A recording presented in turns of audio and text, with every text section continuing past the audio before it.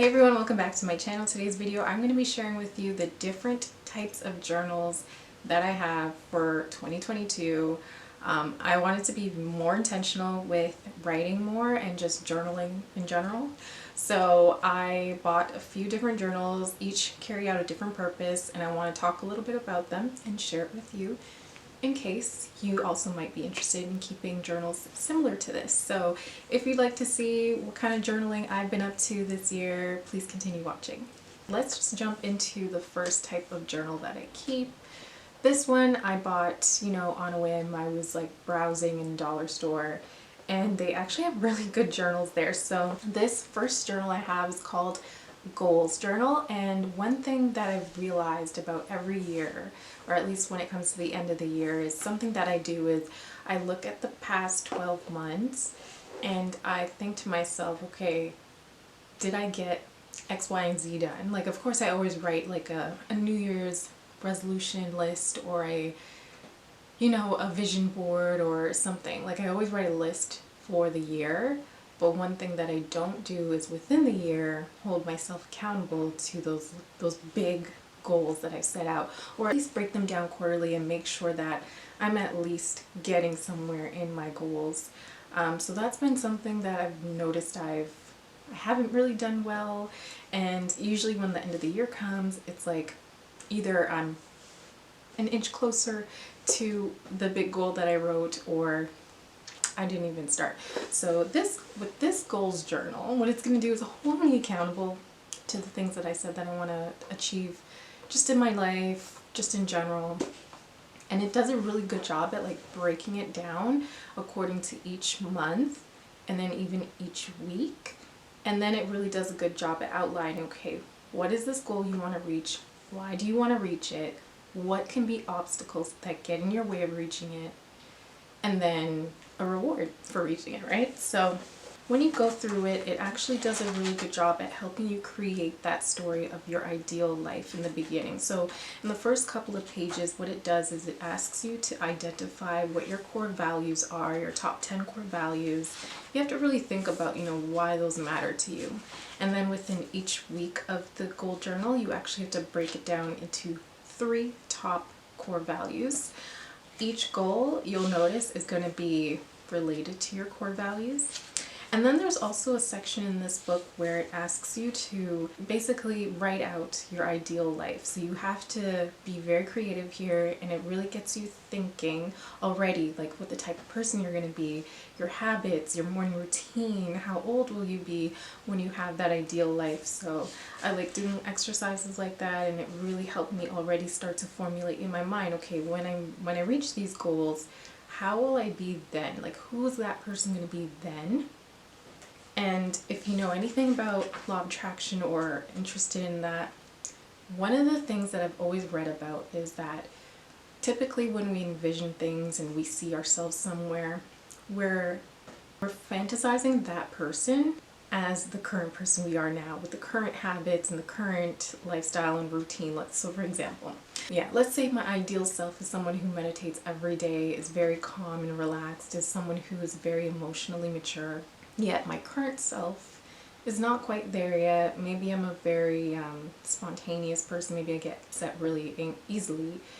Well, the idea is to start to embody who you aspire to be, but in the current moment.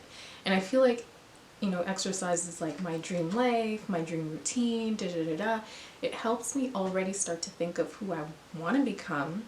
And with that, I can already start to apply that to current day Sherese. So it's a good exercise to do. It does a really good job at like asking you how you're even going to get there, which is something that people don't think about. When you write a goal, you just write it sometimes. You don't know the why or the how sometimes. You just kind of write it without a lot of the interconnections, like how am I going to get there, like what does this mean, This journal does a really good job at breaking it down for you, making it a lot easier for you to start to actually think about how you could possibly even get there. But one thing I like about it, and the reason why I say it's going to hold me accountable, is because I have these like big glaring goals for myself, but I find that sometimes it's hard to reach those goals because I don't make them a little bit more attainable for myself. So within each month, it's going to ask you to name your top 3 core values, and then it's going to break it down into 4 goals. And each one of these questions are going to actually help you get there. So why do you want to achieve the goal? What is holding you back? And how are you going to accomplish it? So it's really kind of helping you map out already what you're going to do in order to get to where you're trying to go. And then of course there's a reflection table at the end of the month. So notes like, how do you feel? What went wrong? What went well? And you know, why is it like that? And then the monthly planner. This is also a really good input that you can use to actually block out either days or times of the week that you're going to start to work on your goals. Your personal goals, your fitness goals, your health goals. And the part that's holding you accountable is that you can keep coming in, checking it, making sure you're on track, making sure that everything is all good to go. And then before you know it, it'll be 6 months into the year, maybe late into the year, and with this book and your hard work, you can make sure that you are hitting and achieving your goals. So another journal I purchased, I actually saw this on another YouTube video. It was a part of someone's morning routine. She wakes up and answers a question in her journal book. It's called Soul Therapy.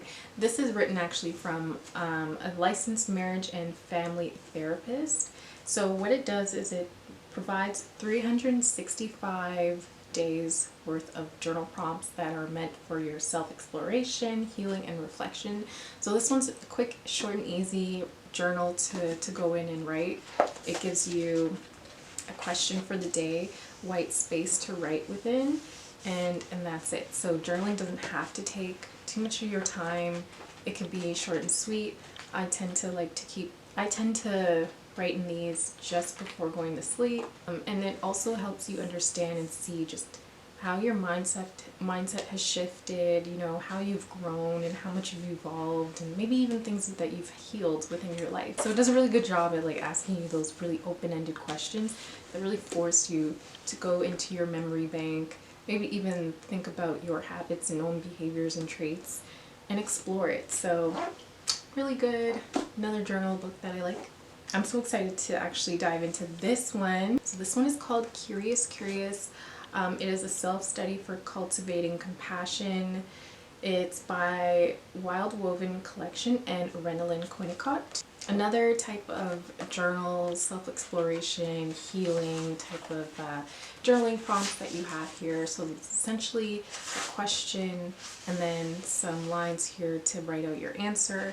But at the end of every journal prompt, you're going to be left with like an affirmation or just something to recite to close out, I guess, your journal session. So those are affirm and a seal. In the beginning of the workbook, there is a meditation to calm the heart and a Kundalini yoga breathing tool to use before these reflections. So this one I would write in either beginning of the day or end of the day, somewhere before or after. Soul Therapy, and then the goals journal is one that I just kind of check here and there, maybe a couple times a week, but this is really good to hold me accountable to things that I said I wanted to accomplish.